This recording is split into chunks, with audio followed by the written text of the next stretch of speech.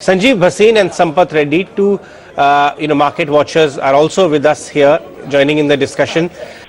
Sampath Reddy is also here with us. Sampath, on the fundamental front, how are you analyzing the situation and the fundamental space for the government to the shape and size of the stimulus, which my colleagues were also talking about, may be announced starting today, but in phases, the kind of savings they have from crude, etc.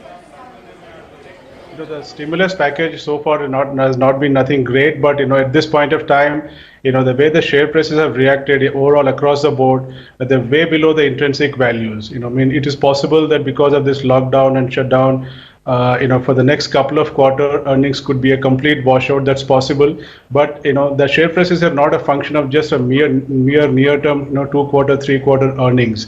They're actually long-term earnings potential of a company. If you were to take that into the cognizance, actually across the board equity markets are way below the intrinsic value. I think this is a good time to buy. Once this coronavirus related issues get sorted out, maybe it could take 2 months or 3 months. I don't know how long it will take. But once that gets addressed and once we come back to the normalcy, it might take 3-4 months also. At that point of time, across the board, I think equity market will be way higher than what it is today. In the interim, in the next 1 week, 2 weeks, as the virus spreads, it will be difficult to say where will the bottom. But from 3 to 6 months point of view, once all of this gets settled, I think equity values will be way higher than what it is today. So it's a good time to buy. Go back and see historically whether it is Lehman crisis or whether the demonetization issues. All of any kind of a panic sell-offs like this is an exceptionally good opportunity to buy for the long-term investment. The kind of gains we've been making as an economy due to crude prices coming down, $40-50 billion straight savings. What are your thoughts? How much can we afford? What size of stimulus can our country afford right now on the fisc front?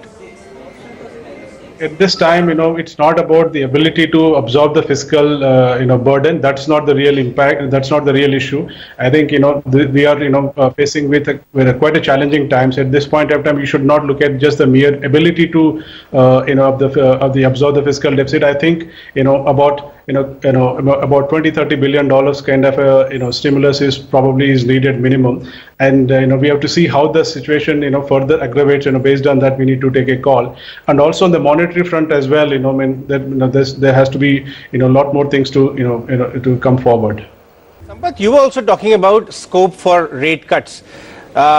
Even some section of the market and industry believe that first of all the transmission of rates was slower, though rate cuts were taken, and then compared to a global scenario, our rate cuts also have been on the lower side than what we can.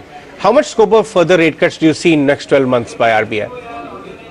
As you said, our rate cut is substantially lower as compared to most of the other global markets, and we have a lot more potential to do there. Yes, the transmission has been a challenge. At this point of time, actually, there's a lack of confidence in the market. Most of the, the corporate paper is actually not really, sellable. Most of the corporate paper is actually, quite illiquid today. So we need to bring back the confidence back. Maybe, government RBI should buy back some of some of the corporate bond, or should open the repo for the corporate bond paper as well. Some of these steps could infuse the confidence into the market. Of course, the rate cut is something which is very much needed. I think market is expecting anywhere between 60 to 100 basis point kind of a rate cut very soon, and followed by how situation unfolds. Further rate cuts could also come through. Sampath, yesterday I was talking to Ashish Gupta of Credit Suisse, the banking analyst, and he was raising an important point that a lot of enterprises, lenders who are working closely with bottom of the pyramid borrower are at risk going forward, because increasingly those loans may not come back, may not be paid back, some not in time, and understandably so. Some delinquencies may actually happen, and hence asset quality may come under pressure. What are your thoughts there? There is a possibility that because of this lockdown, especially the MFI segment, microfinance segment, it is possible that some of the collection could actually get delayed. The efficiency of the collections could come down. One is obviously because of the lockdown itself will prevent the most of the lenders to go to the the market and collect those monies back from the from the borrower. That itself is a challenge. And secondly, because of this severe lockdown, I'm sure the earnings potential of the borrowers would have come down. Due to both of these reasons, yes, in the next 1 month, 1 to 2 months, the collection efficiency across the MFIs could come down. We have to see how the MFIs will cope with this particular challenge. Yes, the spreads are quite good there, to price in some kind of this kind of eventuality as well. If situation persists for a longer period of time, yes, we could see the challenges in the MFI sector.